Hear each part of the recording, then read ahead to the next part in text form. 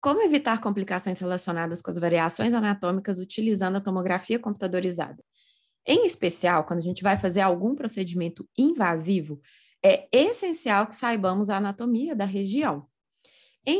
No caso das variações anatômicas da maxila, vemos que algumas são raramente descritas na literatura, sendo assim muitas vezes desconhecidas pelos profissionais da área, o que pode levar a complicações cirúrgicas que vão desde a perda da sensibilidade até mesmo a uma hemorragia, por exemplo. Então, para que a gente não corra esse risco, a tomografia computadorizada nos permite identificar variações anatômicas de forma muito mais precisa. Então, se liga nesse vídeo que temos algumas dicas. Meu nome é Marina Bicalho. Meu nome é Carolina Drummond. Nós somos cirurgiãs dentistas, especialistas e mestres na área de radiologia odontológica e imaginologia, e nós queremos ajudar você, cirurgião dentista, a interpretar o exame de tomografia computadorizada. Então, se você quer saber como identificar as principais estruturas anatômicas e ter mais sucesso nos seus planejamentos, essa série de vídeos é para você. Bom, pessoal, então nós vamos apresentar um primeiro caso para vocês de forame acessório, forame mentual acessório. Aqui nós temos a vista axial, sagital e a vista coronal. Esse forame acessório, como que a gente consegue identificar? Ele não é tão corriqueiro, mas tem casos que acontece essa variação anatômica. Isso depende, inclusive, da população. A nossa população brasileira não tem muita incidência de forame acessório. Então, aqui, rodando o corte sagital, nós conseguimos identificar o canal mandibular. Acompanhando o canal mandibular, vindo mais para a região anterior, próximo à região do segundo premolar, onde normalmente a gente tem ali a região do forame mentoniano, o que a gente consegue visualizar? Que nós temos um forame principal. Normalmente, o que acontece? O forame principal, ele é maior quando comparado com o forame acessório.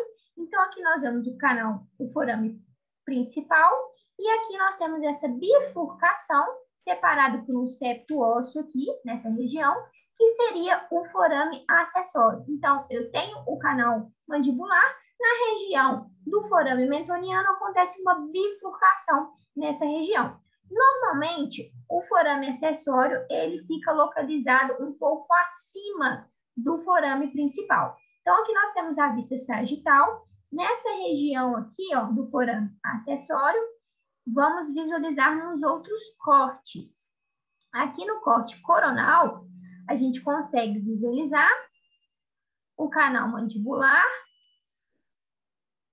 Aqui nós temos o forame principal. Observa que ele é muito mais volumoso do que o forame acessório, a trajetória do forame acessório, tá? Então, ele fica localizado um pouco acima e um pouco menor do que o forame principal. Numa vista axial, a gente muda um pouquinho a nossa visão, né, com relação ao canal acessório, que ele fica um pouco mais como se fosse uma bolinha, uma região mais arredondada, por conta da nossa visão axial, que a gente está cortando a imagem superior e inferior. Então, aqui nós temos a trajetória do canal mandibular, a região do forame mentoniano principal, e quando a gente vai direcionando um pouco mais para o superior, a gente consegue visualizar, tá, o canal acessório saindo na região da mandíbula, posterior da mandíbula, do lado esquerdo. No 3D, o que acontece? A gente também consegue, olha, visualizar a presença desse forame acessório. Então, aqui eu tenho o meu forame principal, e superior, um pouco mais posteriorizado, eu tenho essa ramificação, eu tenho essa bifurcação, que dá origem ao meu forame acessório. Bom, gente, então, olhando para esse caso, a gente vê que tem uma região edêntula. E se por um acaso o paciente quiser colocar um implante nessa região, olha a importância da tomografia. A gente vê o trabeculado ósseo, a cortical óssea. Vimos que temos uma variação anatômica importantíssima aí, que é o canal acessório do forame mentual ou mentoniano.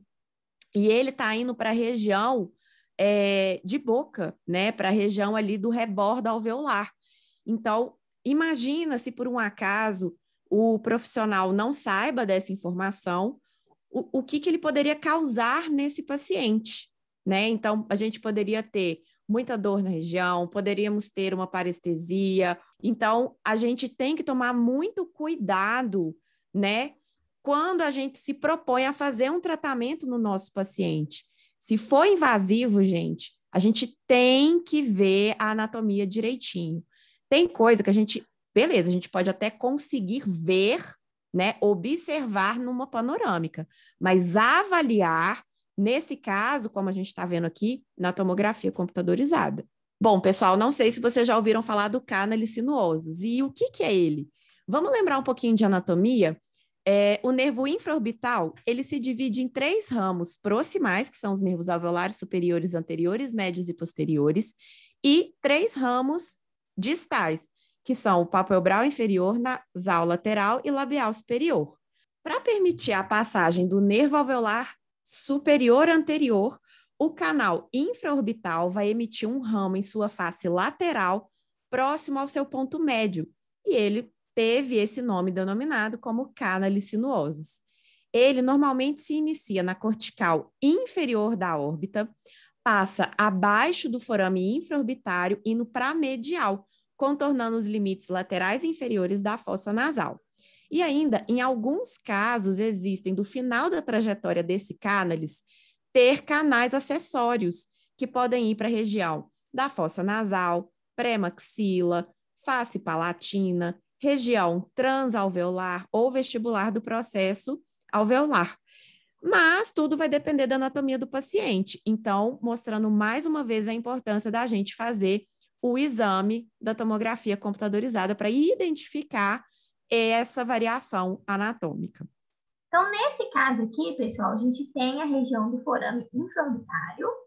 Quando nós vamos descendo o corte, a gente começa a visualizar uma região bem delimitada, arredondada, que seria exatamente a trajetória desse cânale sinuoso. Quando a gente vai descendo, ó, a gente consegue visualizar e identificar, ó, essa mesma estrutura, tangenciando ali a região lateral da fossa nasal, próximo à região do canino.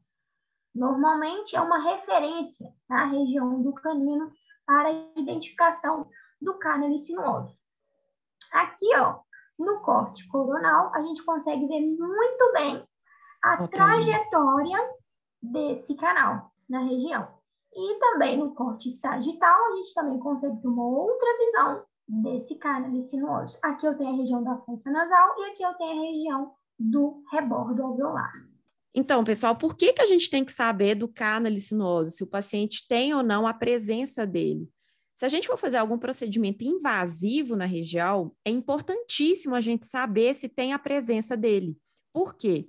Se por um acaso, no momento do procedimento invasivo, você tiver uma íntima relação com cânalos sinuosos, ou ainda entrar em contato com ele, pode ocorrer danos no nervo alveolar superior anterior, por exemplo, complicações como hiperestesia, parestesia e dores pós-cirúrgicas.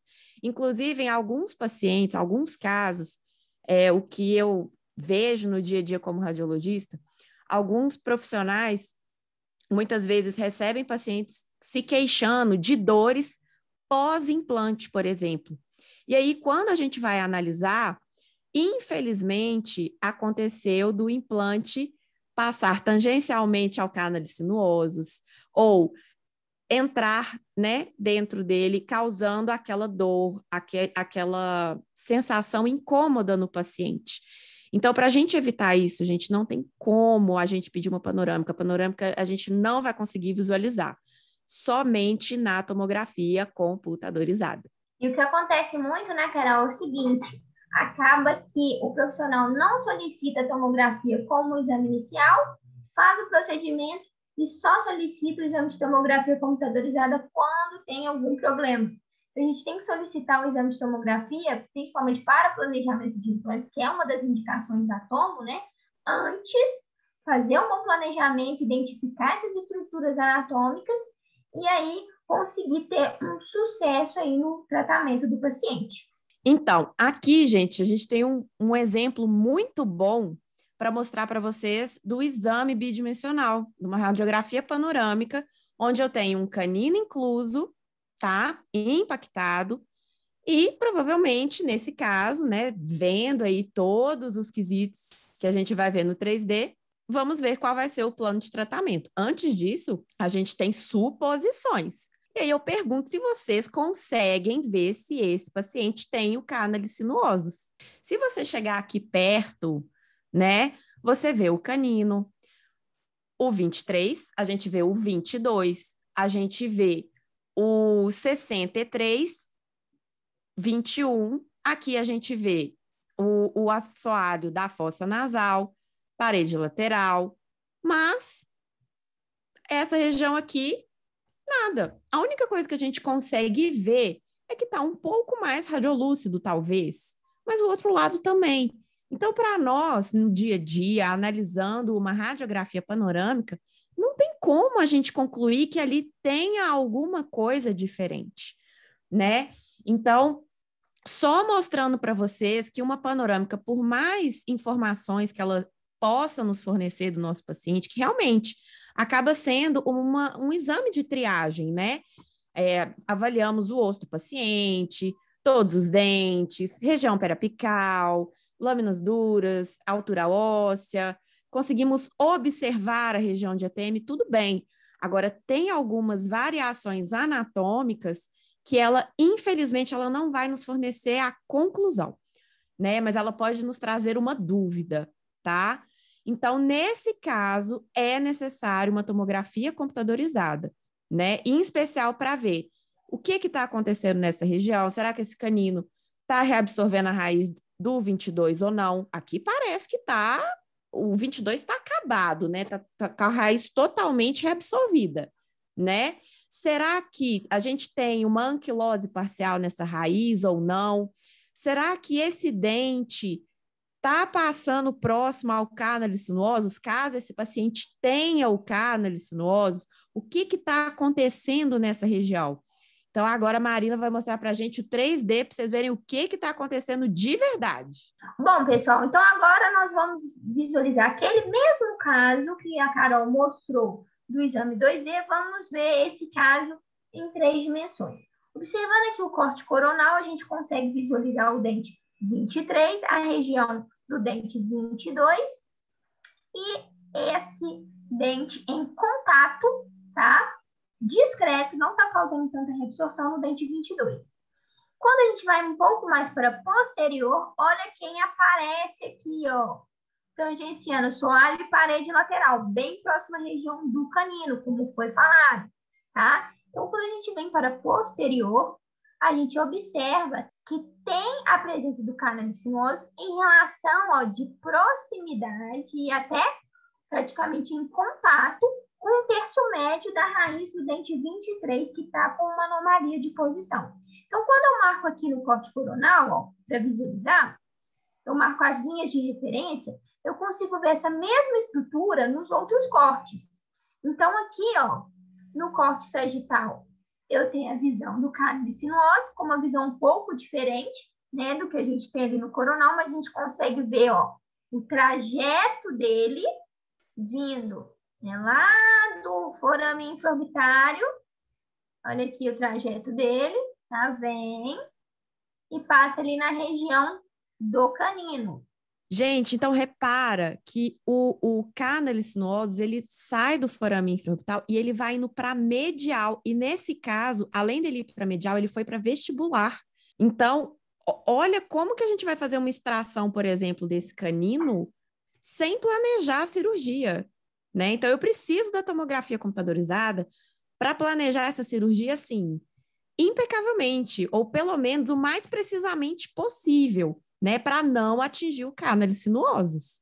Aqui, pessoal, numa vista axial, tá? Do lado esquerdo, a gente consegue ó, identificar uma imagem hipodensa, bem delimitada, arredondada na região anterior, tá? Em relação ao seio maxilar, vem essa imagem, ela vai tangenciando ali a parede lateral da fossa nasal e direcionada para a região anterior ali do canino.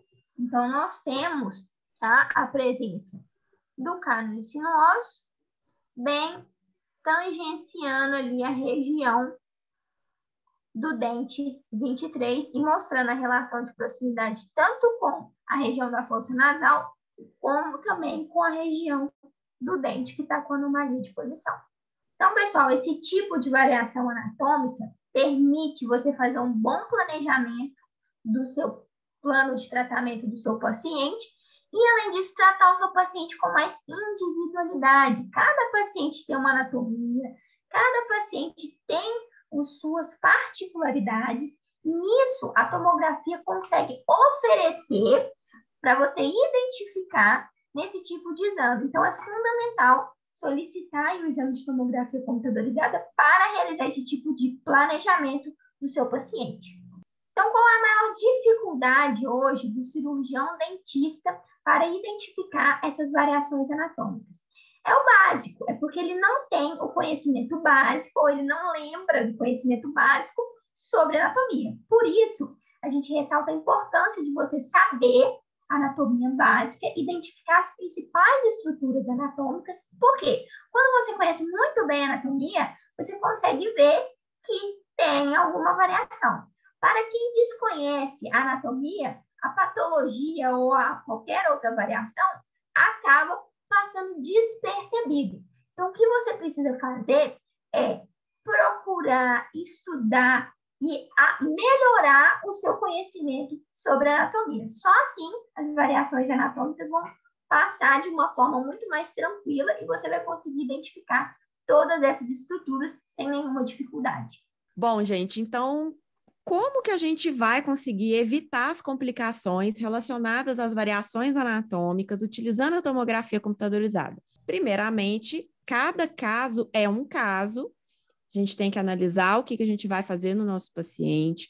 Vamos solicitar a tomografia computadorizada primeiro. E lembrando sempre, a gente sempre enfatiza isso nos nossos vídeos, que a gente tem que saber solicitar o exame de tomografia computadorizada, porque a gente tem que ajudar o radiologista a entender o caso clínico para que ele consiga te ajudar no diagnóstico e no norteamento do seu exame, beleza? Segunda coisa é saber avaliar o exame tomográfico. Então, como assim, Carol? Então, você vai pegar, normalmente, né, quando a gente recebe o exame, ele vem no template, mas a gente também consegue ver o exame pelo arquivo DICOM, que a gente já, mais para frente nos vídeos, nós vamos falar para vocês. Então, não percam essa série de vídeos. Outra questão que você vai ver, tanto no template como no DICOM, é a anatomia. Então, vendo os planos coronal, sagital, axial, transeccional, né, que a gente também conhece como parasagital, seccionais, tá? Então, tudo isso vai ter no seu template. O 3D para você conversar com o seu paciente, para ele entender o que está acontecendo na região bucal dele, né? A condição, a alteração ou patologia que ele tem. E no caso da variação anatômica, você tem que saber o normal, o comum, para identificar o alterado. Se você não souber o que é considerado o normal da anatomia, você não vai conseguir ver o alterado. Então, para quem ainda tem dúvida de anatomia básica, revejam as matérias, leiam sobre novamente, desenhem. Parece estranho falar isso, mas desenhar é a melhor maneira para a gente fixar, muitas vezes, a anatomia básica, né? Para quem ainda tem alguma dúvida.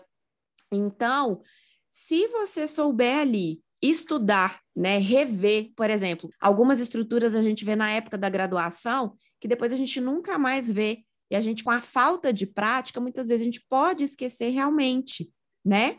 Então, revejam, vejam de novo, mais uma vez, Porque a anatomia, querendo ou não, vai nos ajudar muito no nosso planejamento de procedimentos odontológicos. E aqui também, né, Carol, nós vamos passar várias dicas de anatomia. Então, para quem tem dúvida, para quem quer melhorar o conhecimento aí sobre as estruturas anatômicas, aqui nesse nosso tomografia simplificada, nós vamos passar várias dicas de como identificar e relembrar essas estruturas anatômicas. Então, fica ligado aí no nosso vídeo que vai ter muita coisa bacana. Pessoal, então uma dica prática, quando você vê alguma coisa alterada no exame, alguma estrutura alterada que foge do normal, eu indico vocês a procurarem um radiologista que fez aquele exame, porque o radiologista é o profissional mais capacitado para avaliar qualquer tipo de exame de imagem odontológica. Então, pega o radiologista responsável, pergunte,